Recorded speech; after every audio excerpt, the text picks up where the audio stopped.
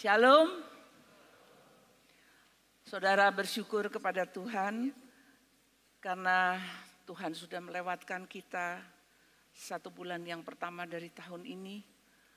Dan nyata kemuliaan Tuhan, pemeliharaan Tuhan.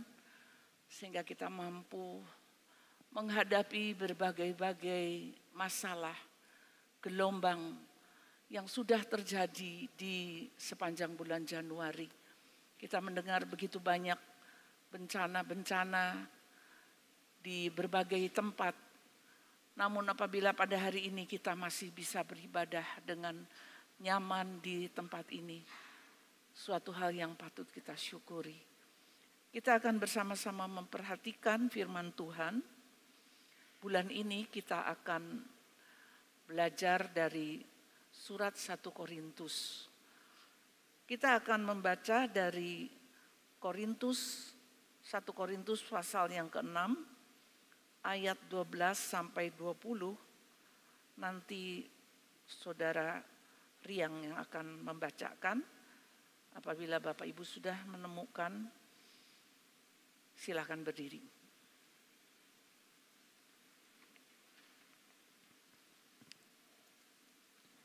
Satu Korintus pasalnya yang ke-6 ayat 12 sampai ayat yang ke-20. Demikian kebenaran firman Tuhan dengan judul perikop nasihat terhadap percabulan. Segala sesuatu halal bagiku, tetapi bukan semuanya berguna. Segala sesuatu halal bagiku, tetapi aku tidak membiarkan diriku diperhamba oleh suatu apapun. Makanan adalah untuk perut, dan perut untuk makanan. Tetapi kedua-duanya akan dibinasakan Allah. Tetapi tubuh bukanlah untuk percabulan, melainkan untuk Tuhan dan Tuhan untuk tubuh. Allah yang membangkitkan Tuhan akan membangkitkan kita juga oleh kuasanya. Tidak tahukah kamu bahwa tubuhmu adalah anggota Kristus? Akan kuambilkan anggota Kristus untuk menyerahkannya kepada percabulan? Sekali-kali tidak. Atau tidak tahukah kamu bahwa siapa yang mengikatkan dirinya pada perempuan cabul menjadi satu tubuh dengan dia? Sebab demikianlah kata Nas, keduanya akan menjadi satu daging. Tetapi siapa yang mengikatkan dirinya pada Tuhan menjadi satu roh dengan dia. Jauhkanlah dirimu dari percabulan. Setiap dosa lain yang dilakukan manusia terjadi di luar dirinya. Tetapi orang yang melakukan percabulan berdosa terhadap dirinya sendiri. Atau tidak tahukah kamu bahwa tubuhmu adalah bait Roh Kudus yang diam di dalam kamu. Roh Kudus yang kamu peroleh dari Allah, dan bahwa kamu bukan milik kamu sendiri, sebab kamu telah dibeli dan harganya telah lunas dibayar. Karena itu muliakanlah Allah dengan tubuhmu. Amin. Terima kasih. Mari kita berdoa. Bapa di surga, inilah anak-anak-Mu datang ke hadapan hadirat Engkau. Dengan segenap hati ya Tuhan, kami mau mencari Engkau dan bersungguh-sungguh mendengarkan firman Tuhan yang akan mengajar kami. Tuhan, ampunilah segala dosa, segala kejahatan yang Engkau lihat ada di dalam kehidupan kami. Bahwa kami ya Tuhan tidak luput daripada banyak kesalahan, banyak pelanggaran. Oleh karena itu biarlah pada hari ini Tuhan, apabila Engkau menyediakan waktu bagi kami untuk kami bersekutu dalam firman Tuhan, terlebih lagi bersekutu dengan tubuh dan darah Tuhan, adalah kesempatan bagi kami untuk kami mohon pengampunan dan pengudusan kembali dari segala dosa, kejahatan dan kelemahan yang kami selalu buat dalam kehidupan kami.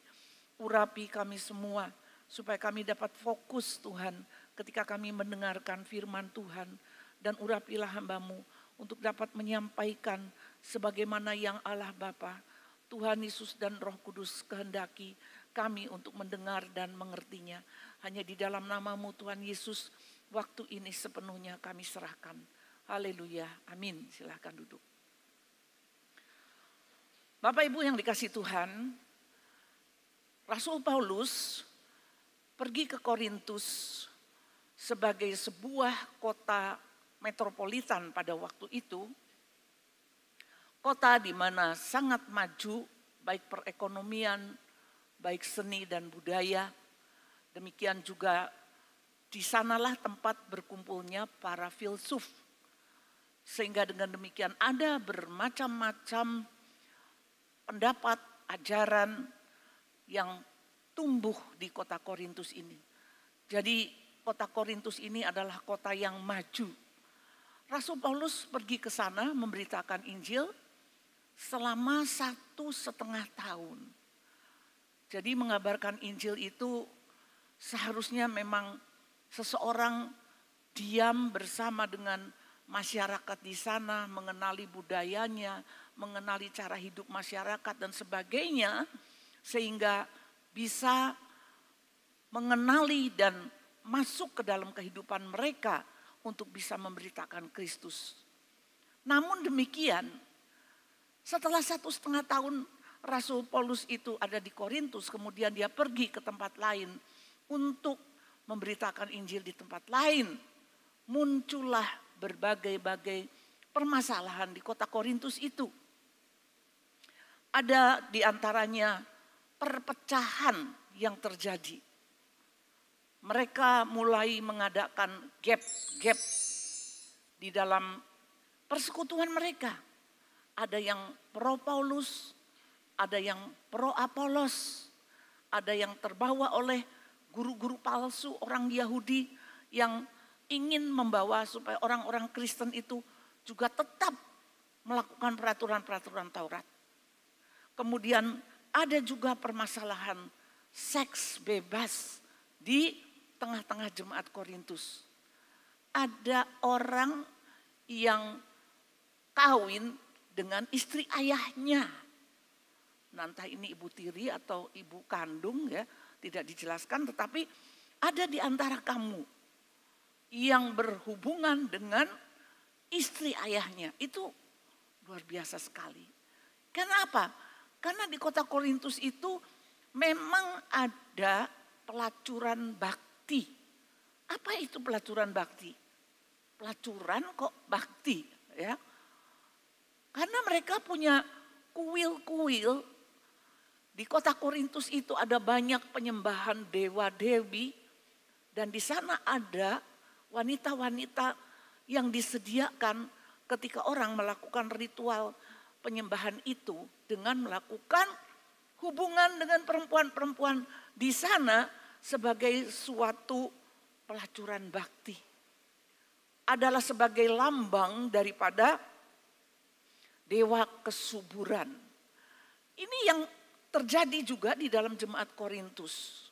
Dan juga ada masalah-masalah tentang bagaimana orang boleh makan persembahan berhala atau tidak. Kemudian juga ada pamer karunia-karunia. Dan ada juga orang-orang yang tidak bisa menerima tentang kebangkitan orang mati. Jadi di dalam masalah, di dalam jemaat yang adalah manusia isinya itu, timbul berbagai-bagai masalah di jemaat Korintus ini. Jadi tidak heran ya Bapak Ibu, kalau di jemaat itu bisa timbul berbagai macam masalah. Dari yang kelima masalah-masalah yang timbul di kota Korintus ini, saya mengambil di pasal yang ke-6, oleh karena itu dalam slide yang selanjutnya saya katakan kriteria yang terberat dan terbejat. Ya. Mungkin nanti pembicara-pembicara lain akan membahas masalah lain di kota Korintus ini, tetapi saya mengambil di dalam Korintus 6 ini, di mana Rasul Paulus menyoroti tentang masalah seks bebas, pelacuran bakti, di mana orang masih bisa mencampur baurkan antara kehidupan ketika mereka itu menyembah di kuil-kuil berhala itu, sehingga mereka itu masih di dalam ibadahnya secara Kristen sekarang ini tetap menghalalkan masalah pelacuran itu. Itulah yang menjadi suatu bahaya yang bisa menghancurkan di dalam jemaat. Dengan demikian Bapak, Ibu, dan saudara-saudara, tidak mudah untuk menyadarkan jemaat bagaimana antara ibadah yang lama, ibadah mereka kepada dewa-dewi itu, dengan ibadah secara Kristen menurut Alkitab. Mereka masih menghalalkan masalah itu. Dan kenapa saya juga mengambil bagian ini? Karena memang dosa seks bebas itu masih merupakan dosa yang sangat populer dan marak sampai pada zaman ini. Dosa yang masih merupakan hal yang banyak dan digemari oleh orang-orang. Itulah Bapak, Ibu, dan saudara-saudara yang juga bisa terjadi di dalam kehidupan seorang, bahkan orang percaya. Di dalam hal ini saya mengatakan bahwa seks bebas atau pelacuran bakti itu menyangkut akan seluruh tubuh manusia. Ya. Dalam slide yang selanjutnya saya katakan bahwa seks bebas atau pelacuran itu menyangkut pikiran manusia. Kita akan lihat slide sebentar, saudara, video yang akan memberikan kepada kita pemahaman apa bahayanya bagi orang yang mengikatkan diri kepada masalah hal yang najis ini. Canduan pornografi itu mengakibatkan kelainan di otak loh. Ya, memang kadang-kadang kecanduan pornografi itu mula-mula pun setahun cuman gara-gara teman aja nonton film biru atau nonton video porno setahun sekali. Tapi kan lama-lama intensitasnya karena ketika kita menonton film porno atau hal yang bersifat pornografi itu, maka otak akan mengeluarkan hormon yang namanya dopamin. Nah, itulah yang celakanya. Dopamin ini memberi rasa kita bahagia, memberikan rasa kita senang, memberikan rasa kita nyaman. Tapi jeleknya dia membuat kita ketagihan. Nah, akibatnya apa? Akibatnya dari mulai setahun mungkin 2 kali, 6 bulan, 2 kali, akhirnya menjadi sebulan 2 kali, seminggu 2 kali, bisa sehari 2 kali. Itulah yang namanya pornografi. Ya, jadi Bapak, Ibu, dan saudara-saudara, yang rusak itu ketika manusia mulai ketagihan. Karena dosa-dosa yang ditawarkan oleh tubuh daging kita ini, yang ditawarkan oleh dunia sekeliling kita itu mempunyai sifat ediktif atau membuat kecanduan atau ketagihan. Karena apa?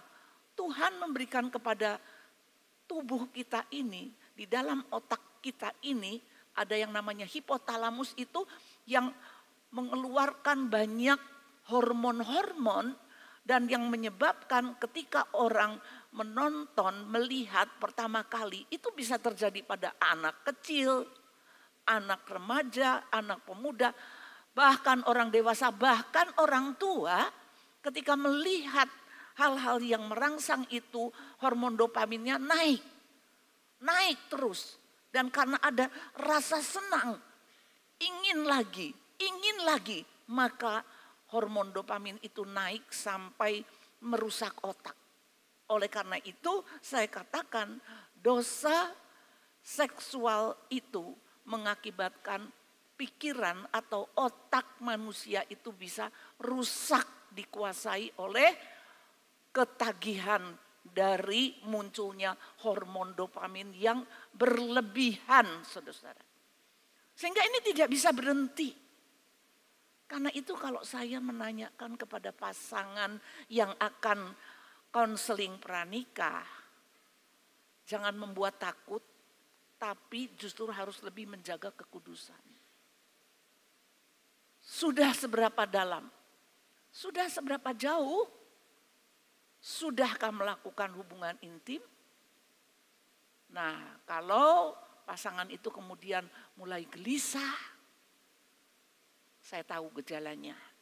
Kemudian saya tanyakan pertanyaan berikutnya. Tidak sekali kan? Kenapa? Tidak mungkin sekali.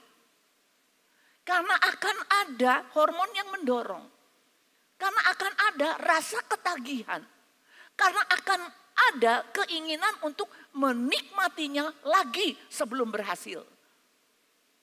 Itulah Bapak, Ibu, dan Saudara, yang dilakukan oleh iblis, menawarkan sesuatu yang nikmat untuk selanjutnya nikmatilah terus. Dan hal ini terjadi Bapak, Ibu, dan saudara-saudara juga di jemaat Korintus. Jadi hal itu melibatkan pikiran, hasrat, dorongan hawa nafsu.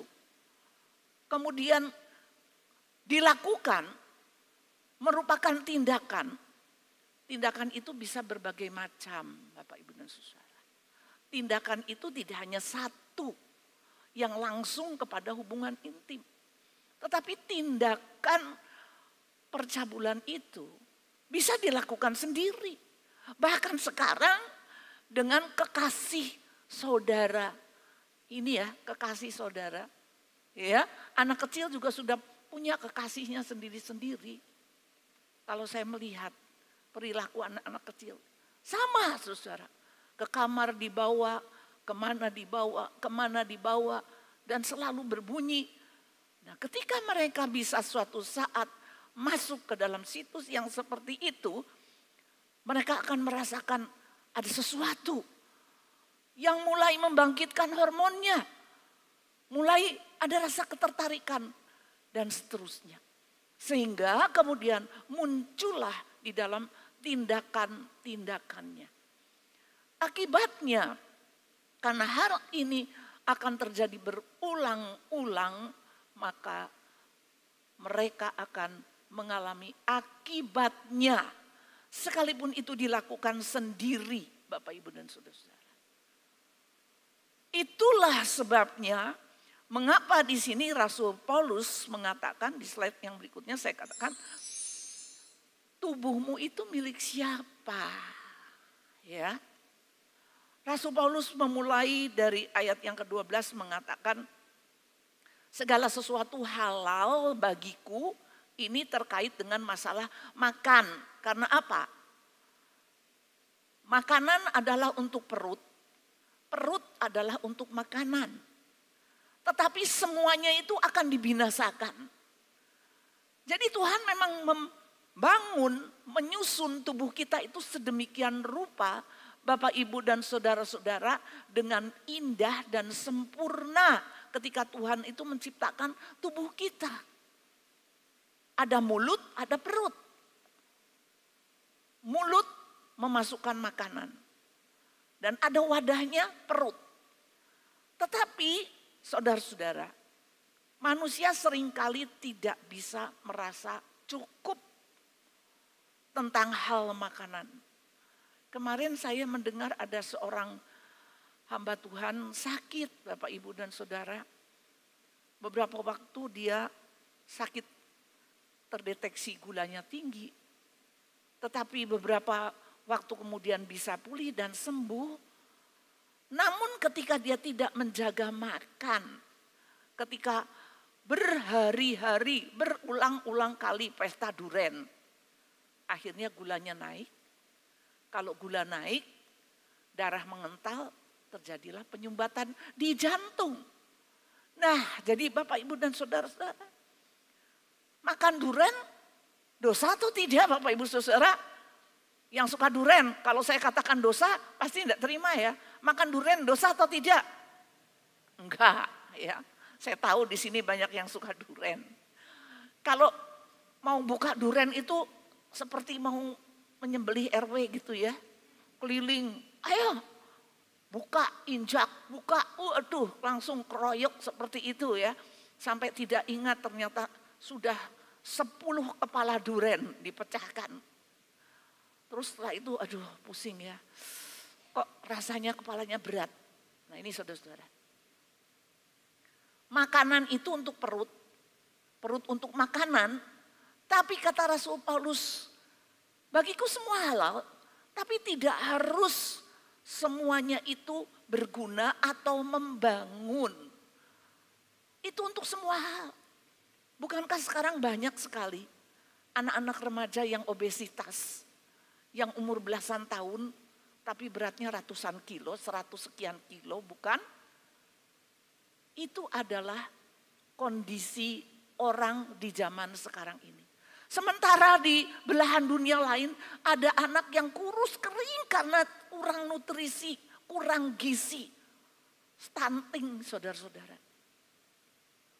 Inilah yang dimaksud oleh Rasul Paulus. Semua itu halal tapi tidak terus karena halal itu tidak punya ukuran.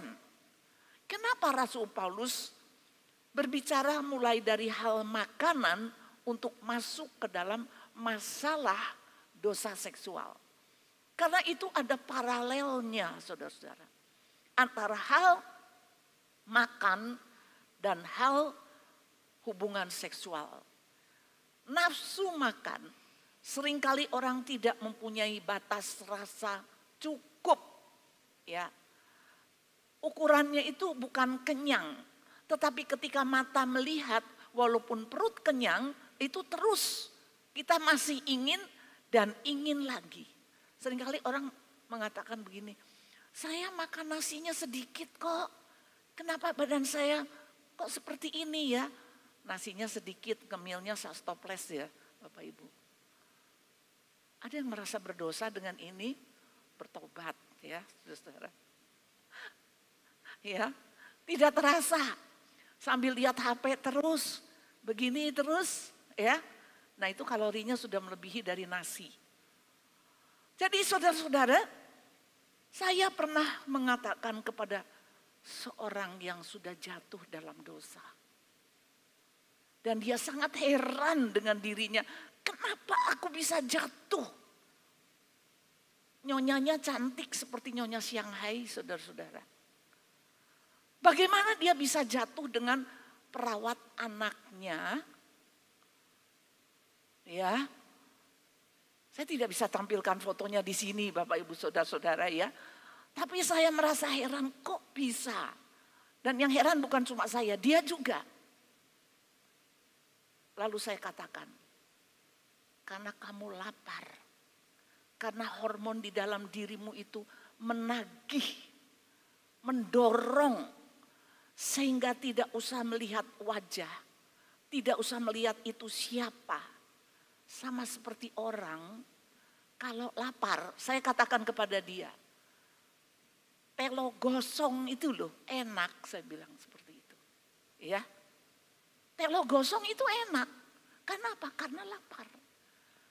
Jadi bagaimana kamu bisa melakukan hal itu dengan perawat anakmu? Mereka datang ke rumah kami. Datang sudah dengan sebuah pertengkaran. Saya sampai bingung. Datang sudah dengan percekcokan. Datang sudah dengan lempar sandal, lempar segala. Ini ada apa? Dan ternyata sudah terjadi suatu hal yang sungguh-sungguh mengejutkan semua pihak. Inilah Bapak, Ibu, dan saudara-saudara yang dikasihi Tuhan. Mengapa Rasul Paulus masuk kepada masalah pendidikan, pengarahan tentang seks itu dari hal makan. Ya, jadi kita tidak bisa mengendalikan keinginan, dorongan itu ketika itu tiba pada suatu tingkat kebutuhan. Karena apa? Makan itu kebutuhan. Seks itu pun kebutuhan. Tetapi pemenuhannya harus pada standar yang benar. Kalau Rasul Paulus mengatakan semua itu halal, itu adalah soal makanan. Tetapi yang halal itu tidak semua berguna, tidak semua membangun. Makanan dan tubuh itu akan dibinasakan. Dan tidak semua dari tubuh kita ini pada tubuh kebangkitan nanti akan sama. Karena apa? Karena di dalam tubuh kebangkitan itu manusia tidak ada lagi dorongan untuk melakukan seks, Bapak Ibu dan Saudara. Itu akan dibinasakan, kata Rasul Paulus. Jadi dengan demikian, kalau kita bertanya tubuh kita itu milik siapa? Ya.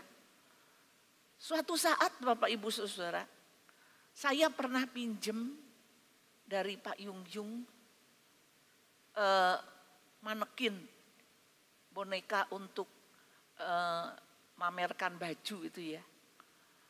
Untuk apa saya pinjam manekin itu? Untuk wisuda Bapak Ibu Saudara.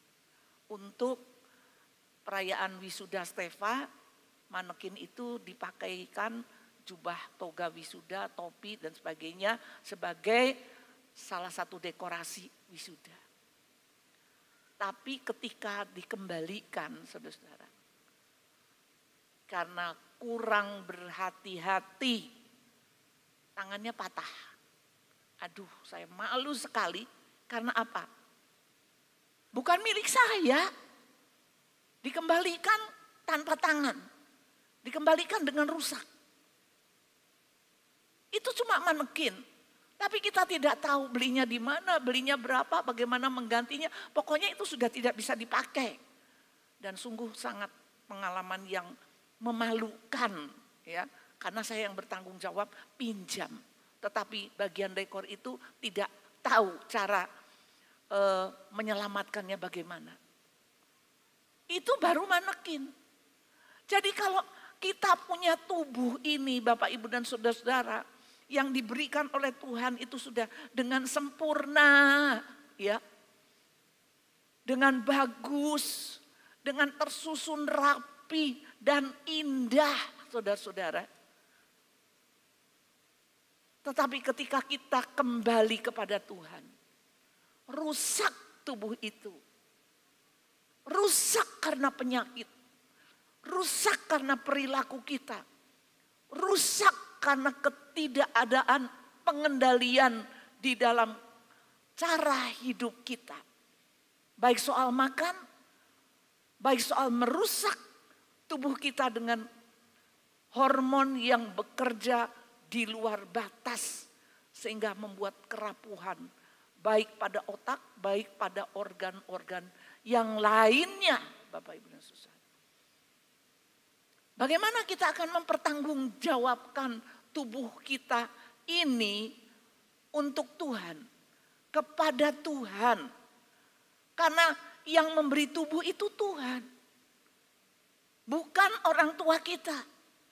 Yang membuat tubuh kita ada seperti ini itu adalah Tuhan.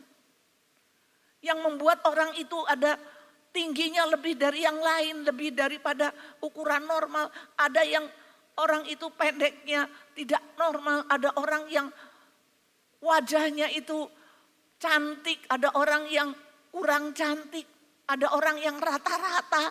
Itu semua adalah pemberian Tuhan dan bukan untuk memuliakan diri kita sendiri.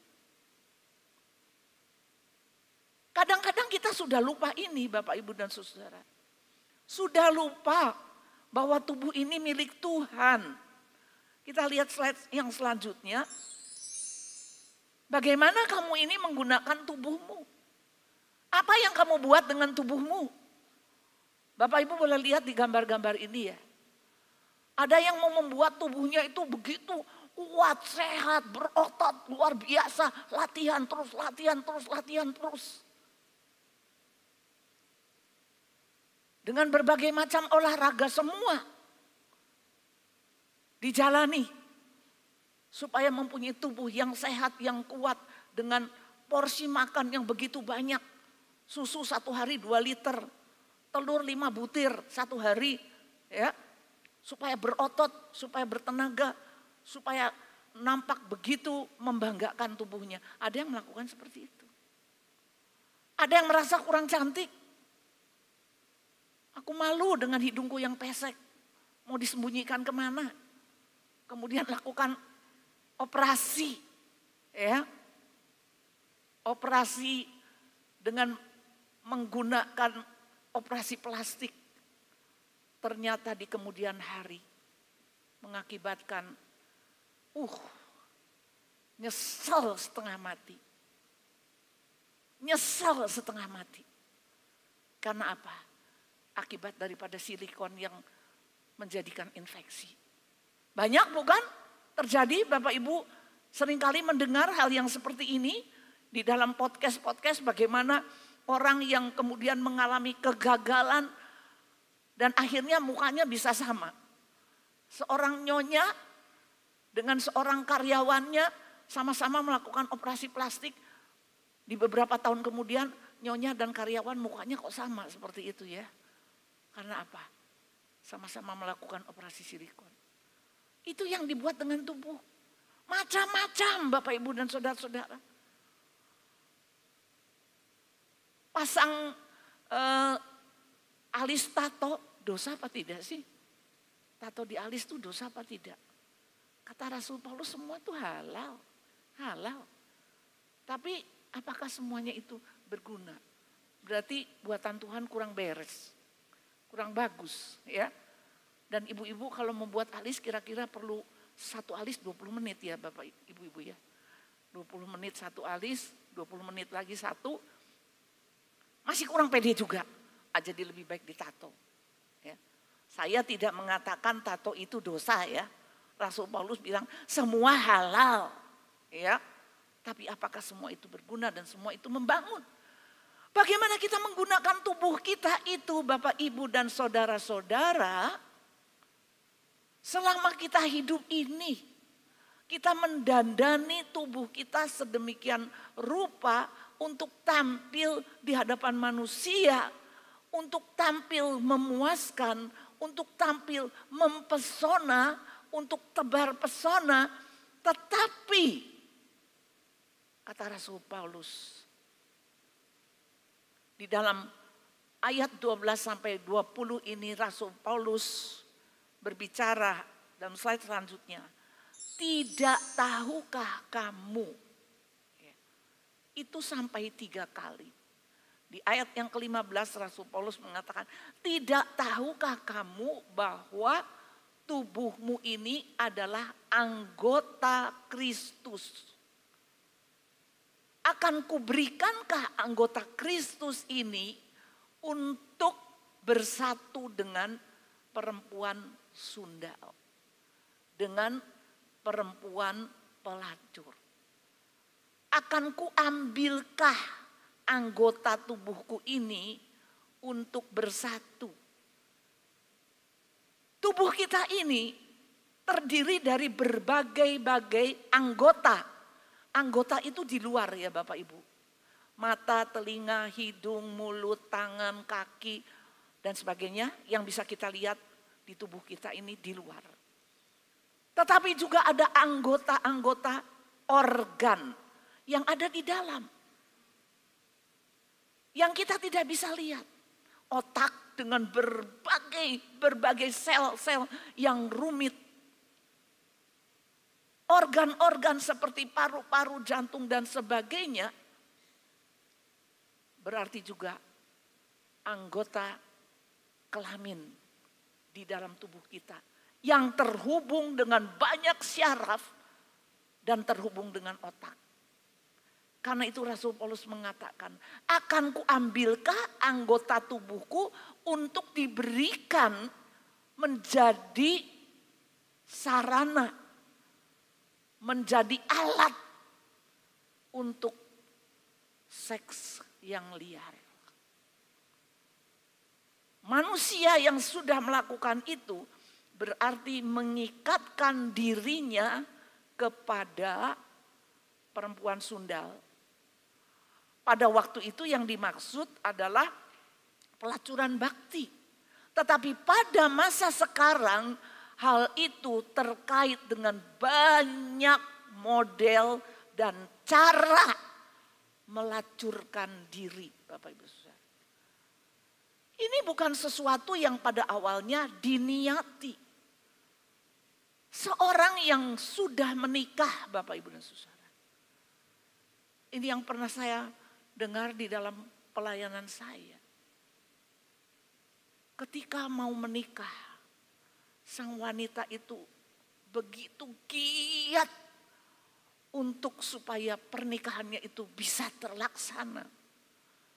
Saya begitu prihatin melihat bagaimana giatnya supaya pernikahan itu bisa terlaksana. Begitu sukarnya untuk membuat janji dengan pasangannya, calon pasangannya. Begitu sulit untuk mengatakan kapan kita ini menikah. Setelah menikah, pasangannya bisa mengatakan, aku kok jadi gak suka sama kamu. Dan dia tidak melakukan secara normal dengan istrinya. Dia melakukan sendiri, Bapak Ibu Saudara. Tidak dengan wanita, tapi dengan gambar dan imajinasi. Itu adalah menyerahkan anggota tubuhnya untuk melakukan, termasuk walaupun itu terjadi di rumah, ada istrinya, itu juga adalah perbuatan liar. Oleh karena itu Bapak Ibu dan Saudara-saudara, luar biasanya hal ini juga bisa terjadi pada diri orang percaya. Jangan kita lihat di sana lokalisasi, bukan. Tetapi hari ini ditawarkan aksesnya begitu mudah. Kata seorang konselor, seks itu sekarang seperti mie instan ditawarkan di mana-mana dan bisa dibuat dengan begitu instan. Di mana saja, kapan saja. Apakah itu tidak mengerikan Bapak Ibu Saudara? Seorang mahasiswa teologi di kamar asramanya tidur di ranjang bawah, di atas ada ranjang, di sini ada papan, dibuatlah gambar macam-macam pornografi. Supaya ketika dia tidur dia bisa memandang dan itu menjadi penghiburan bagi dia. Seorang mahasiswa teologi Bapak Ibu. Dan banyak orang mengatakan di sebuah universitas Kristen kalau pagi banyak sampah kondom di tempat sampah. Luar biasa bukan? Luar biasa zaman ini. Luar biasa bahwa manusia itu sudah tidak menyadari lagi dengan sedalam-dalamnya bagaimana engkau menggunakan tubuhmu. Itu adalah sebuah tanggung jawab yang harus kita pikirkan. Karena apa? Yang pertama, tidak tahukah kamu, slide berikutnya saudara, bahwa tubuhmu ini bait Roh Kudus. Ketika orang menjadi percaya, dia didiami oleh Roh Kudus. Dia menjadi tempat Roh Kudus itu tinggal.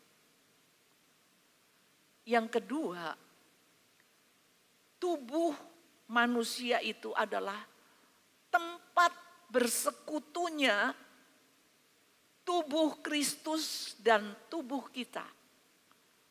Ketika kita itu bersekutu di dalam persekutuan perjamuan kudus, maka tubuh Kristus itu ada menyatu di dalam tubuh kita. Bukankah kita makan? Bukankah kita minum? Bukankah tubuh dan darah Kristus itu masuk di dalam tubuh kita supaya tubuh kita ini mendapatkan kuasa kebangkitan di kemudian hari. Jadi tubuh itu tempat bersekutunya. Ya saudara-saudara. Sama seperti orang makan. Kita makan supaya kita hidup. Kita makan supaya kita sehat. Kita makan supaya kita bisa melawan penyakit, bisa melawan virus, bakteri, tubuh kita itu. Itu sudah diatur sedemikian rupa oleh Tuhan. Kita makan bukan untuk mendatangkan penyakit. Itu maksud tujuan Tuhan. Dengan makan diserap oleh setiap organ di dalam tubuh kita untuk menjadikan seorang bayi bisa bertumbuh menjadi anak-anak. Seorang anak makan terus diupayakan. Makan apa supaya dia sehat, supaya dia pandai, supaya dia cerdas. Bisa menjadi remaja, bisa menjadi pemuda. Bisa menjadi orang dewasa. Kita tidak tahu lagi apa yang kita makan. Yang lalu-lalu kita tidak tahu lagi apa yang kita makan. Tapi ketika kita makan tubuh dan darah Kristus, Bapak, Ibu, dan Saudara, itu adalah tubuh kebangkitan yang akan membuat kita bisa bangkit di akhir zaman. Karena tubuh dan darah Kristus menyatu di dalam tubuh kita. Yang ketiga, tubuh orang percaya itu adalah anggota tubuh Kristus. Jadi Bapak, Ibu, dan saudara-saudara ini yang seringkali kita tidak sadari, kita adalah anggota tubuh Kristus.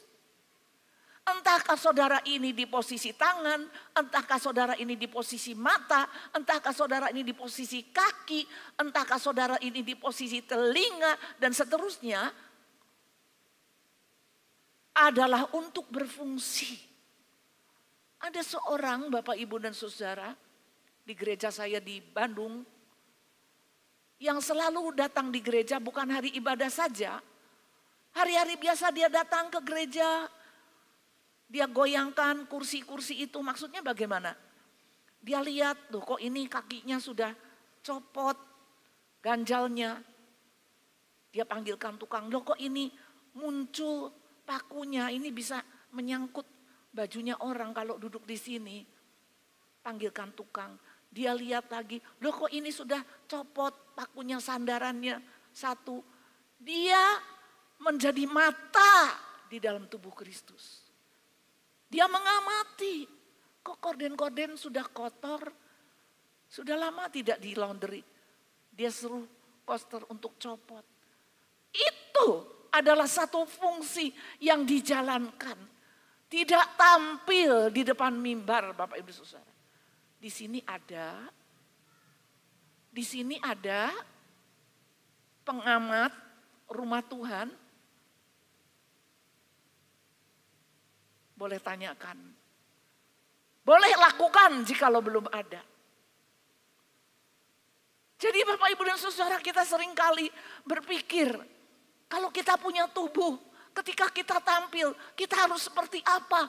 Tampil yang mempesona, tampil yang membuat orang begitu tertarik kepada kita, memuji menyembah Tuhan dengan gemetar-gemetar. Tetapi nanti ketika kita keluar, parkir berdesak-desakan, ngomel, bersungut-sungut, maki-maki.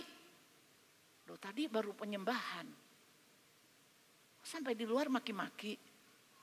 Saudara-saudara, hati-hati. Yang dipakai mulutnya untuk memuji, menyembah, memuliakan Tuhan. Kitab Yakobus berkata, tidak ada satu sumber mengeluarkan air yang sejuk dan air yang pahit.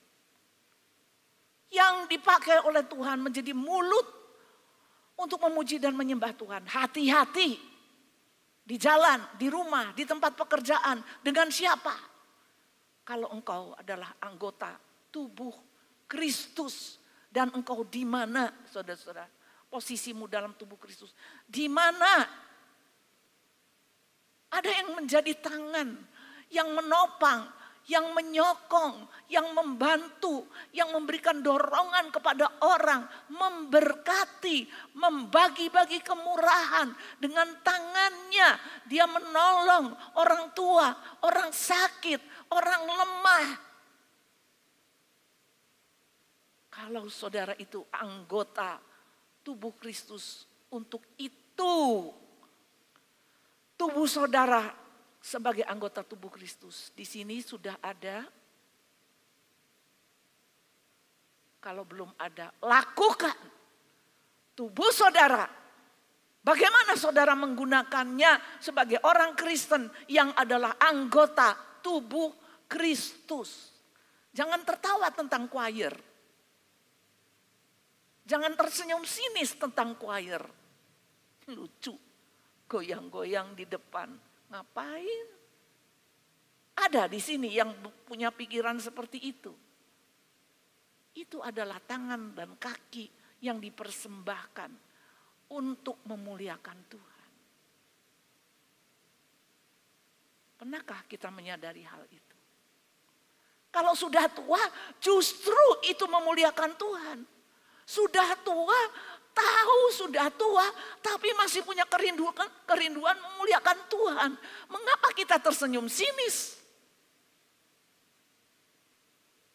Mari kita sadari, ada berbagai-bagai karunia melayani Tuhan yang tidak disebutkan di dalam 1 Korintus, di dalam Roma 12 ayat yang ke-7 dan ke-8 Bapak Ibu Saudara. Karunia melayani. Apa? Ya apa saja. Karena kita juga tahu menggunakan tubuh kita itu dengan tepat. Mata untuk melihat, telinga untuk mendengar, tangan untuk beraktivitas, kaki untuk berjalan dan seterusnya. Bagaimanapun itu diterapkan di dalam tubuh Kristus.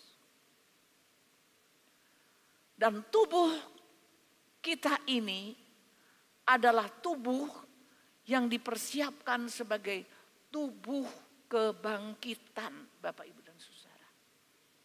Jadi unsur tubuh kita ini akan menjadi tubuh kebangkitan sama ketika Kristus itu juga dibangkitkan.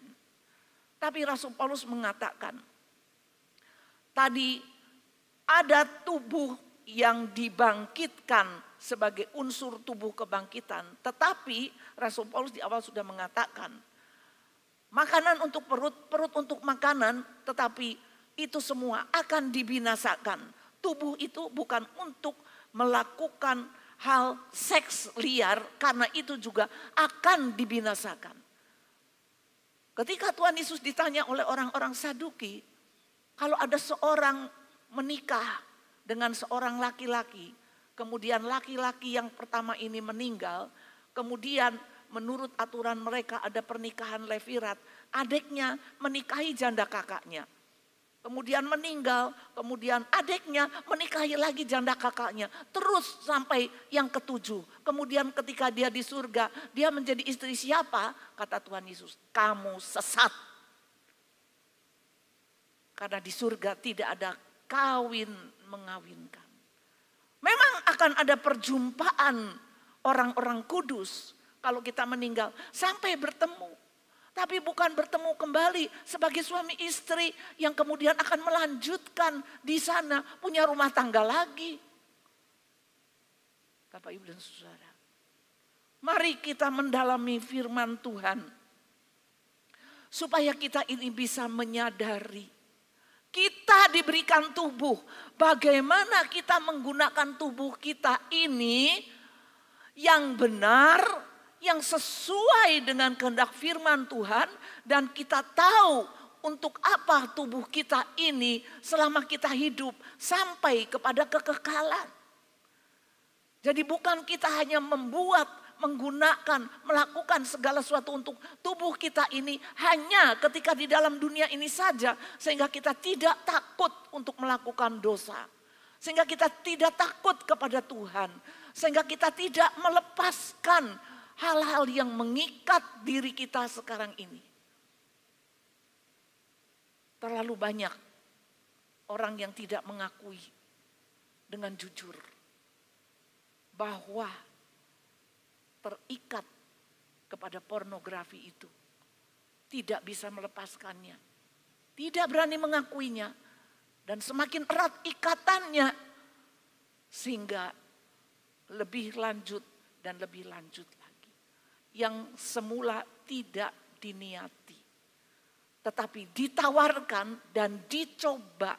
Itulah trik yang sangat sukses dari kuasa kegelapan hari-hari ini, saudara-saudara. Merasa kurang dengan pasangan, mencari tambahan yang lain. Dan hal itu sulit untuk dilepaskan. Karena itu marilah kita lihat slide berikutnya, saudara-saudara. Berapa harga diri saudara? Kalau di sini adalah gereja atau eklesia, sekumpulan orang-orang percaya yang dipanggil oleh Tuhan, dipisahkan dari dunia untuk menjadi gereja dan sebagai tubuh Kristus. Saudara-saudara ini, tidakkah kamu tahu bahwa tubuhmu itu milik Kristus? Bukan milik kita sendiri, saudara-saudara. Tubuh saudara dan saya ini bukan milik kita sendiri. Bagaimana Rasul Paulus itu menjelaskan kepada mereka bahwa ibadah kita ini adalah mempersembahkan tubuh kita yang kudus. Karena apa? Karena Tuhan telah membeli tubuh kita dengan tunai, saudara-saudara. Karena Tuhan telah membeli tubuh kita ini dengan tubuh dan darahnya sendiri. Jadi sebetulnya kita ini tidak punya hak atas tubuh kita, Bapak Ibu dan Saudara. Kita tidak bisa mempertimbangkan antara halal, berguna, membangun, atau menjadi sandungan, atau menjadi jerat dan menjatuhkan kita ke dalam dosa. Marilah kita menyadari Bapak, Ibu, dan saudara-saudara. Dalam tahun 2025 ini, saya harap Tuhan memberikan kepada kita bahwa kita ini akan membedah kitab Korintus itu. Karena di dalam kitab Korintus ada berbagai-bagai masalah di dalam jemaat. Supaya itu dikupas, supaya kita belajar bagaimana Rasul Paulus yang sudah 1,5 tahun rela tinggal di jemaat Korintus itu untuk memberitakan Injil Yesus Kristus yang membebaskan manusia dari segala dosa. Tetapi bagaimana mereka ini kembali lagi kepada dosa. Jangan sampai Bapak, Ibu, dan saudara, kita ini orang yang percaya, tidak sadar tubuh kita ini kita pakai. Sekalipun itu untuk bekerja. Tetapi bekerja yang kemudian menyita segenap waktu kita. Sehingga kita memberikan porsi yang sangat kecil untuk Tuhan. Tubuh kita itu dipakai untuk bekerja semaksimalnya untuk karir dan pekerjaan kita, untuk hidup ekonomi kita. Semakin meningkat hidup duniawi kita, semakin naik tarafnya, tetapi semakin turun hidup rohani kita di hadapan Tuhan. Hari ini Tuhan Yesus terus menawarkan kepada kita tubuh dan darahnya. Setiap bulan kita memperingati Tuhan memberikan tubuh dan darahnya adalah untuk mengingatkan bahwa kita ini sudah dibeli oleh Tuhan. Karena kita sudah dibeli, kita tidak punya hak. Hidup kita harus berdasarkan persekutuan dengan Tuhan dan firman-Nya dan persekutuan dengan tubuh dan darahnya selamanya sampai Tuhan datang. Amin. Mari kita tundukkan kepala. Jangan ukur dirimu dengan orang lain. Jangan lihat orang lain yang di atasmu, yang di samping kiri kananmu, yang lebih daripadamu. Tapi ukurlah dirimu dengan firman Tuhan.